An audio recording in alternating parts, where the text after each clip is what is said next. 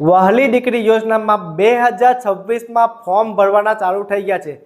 વહાલી દીકરી યોજનામાં 1,10,000 રૂપિયાની સહાય મળે છે। 1,10,000 રૂપિયા તમારા અકાઉન્ટમાં સીધા આવે છે, પરંતુ કઈ રીતે આના પાછળ પ્રોસેસ છે, ફોર્મ ભરવાનું છે। ફોર્મ ભર્યા બાદ તમારા ખાતામાં 1,10,000 રૂપિયા આવશે।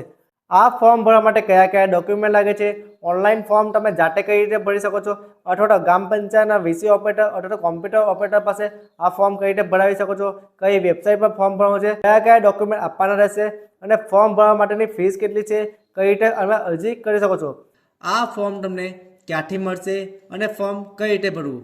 આ ફોર્મમાં તમે બે રીતે ફોર્મ ભરી શકો છો, એક તમે ઓફલાઈન અને બીજું તમે ઓનલાઈન ફોર્મ ભરી શકો છો।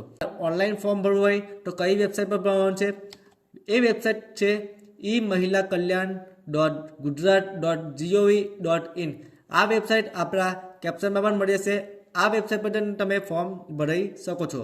આ ફોર્મ ભરવા માટે ખાસ જરૂરી છે ડોક્યુમેન્ટ કયા કયા લાગે છે। ડોક્યુમેન્ટ તમારે બરાબર આપવાના છે, જેમાં બાળકનો જન્મ દાખલો ખૂબ જ જરૂરી છે।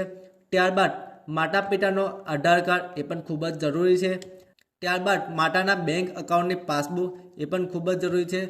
આવકનો દાખલો, હવે તમારે બાળકના પાસપોર્ટ સાઇઝનો ફોટો, તમારા માતા પિતાનો પાસપોર્ટ સાઇઝનો ફોટો સાથે લઈ જવાનો રહેશે। ત્યારબાદ રેશન કાર્ડ, જો તમારી પાસે રેશન કાર્ડ નથી તો કોઈ વાંધો નહીં આવે, પણ રેશન કાર્ડ હોય તો ખૂબ જ સારું રહેશે। આધાર કાર્ડ, બાળકનું આધાર કાર્ડ ખૂબ જ ઇમ્પોર્ટન્ટ છે। વહાલી દીકરી યોજનામાં ફોર્મ ભરાવી શકો છો। આનો તમે સ્ક્રીનશોટ પાડી લો, વિડીયો સેવ કરી લો, જેથી કરીને આટલા ડોક્યુમેન્ટ તમે ભૂલી ના જાઓ। આ સહાય ક્યારે મળશે? તમારું બાળક ધોરણ 1માં આવશે, ધોરણ 1માં પ્રવેશ કરશે ત્યારે તમારા બાળકને 4,000 રૂપિયા મળવા પાત્ર છે। ત્યારબાદ તમારું બાળક ધોરણ 9માં પ્રવેશ કરશે ત્યારે 6,000 રૂપિયા મળવા પાત્ર છે। આ બાળક 18 વર્ષનું થાય છે, જ્યારે લગ્ન કરવાની ઉંમર થાય છે ત્યારે તમને 1 લાખ રૂપિયા મળે છે। આ રીતે તમારા અકાઉન્ટમાં 1,10,000 રૂપિયા મળવા પાત્ર છે। હવે તમારે આ ફોર્મ તમારે ગ્રામ પંચાયતના વીસી ઓપરેટર પાસે ભરાવાનું છે। વહાલી દીકરી યોજનામાં ફોર્મ ભરવા માટે તમારે ગ્રામ પંચાયતના વીસી ઓપરેટર પાસે જવાનું છે। તમારે મામલેદાર કચેરી જઈને આ ફોર્મ ભરવાનું છે। આ ફોર્મ તમે કોમ્પ્યુટર ઓપરેટર પાસે ભરાવી શકો છો। આમાં ખાસ ધ્યાન રાખવાનું છે, તમારી દીકરી 1 વર્ષની થાય એ પહેલાં તમારે આ ફોર્મ ભરી દેવાનું છે।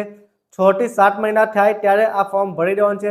1 વર્ષ ઉપર વધી જશે, 1 પણ મહિનો વધી જશે તો આમાં ફોર્મ તમે ભરી નહીં શકો। એટલા માટે ખાસ ધ્યાન રાખવાનું છે કે આ ફોર્મ તમારે 1 વર્ષની અંદર ભરવાનું રહેશે।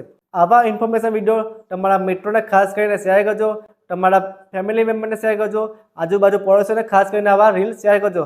આવી બધી માહિતી માટે અમારા પેજને જરૂરથી ફોલો કરજો।